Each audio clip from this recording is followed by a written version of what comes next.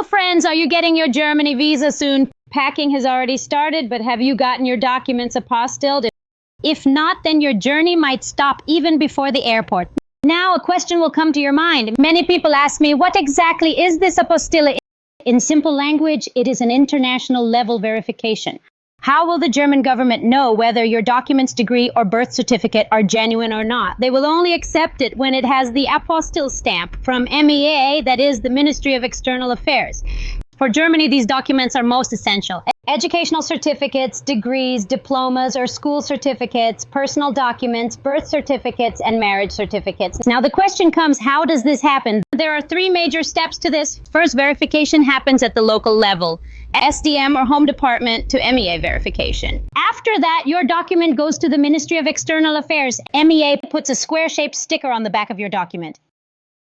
That is your apostille.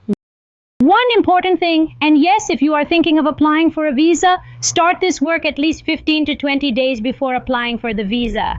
So if you are also going to Germany or thinking about going to Germany, check your documents today itself. If you are facing any problem in the process, then comment below. I will try to help you.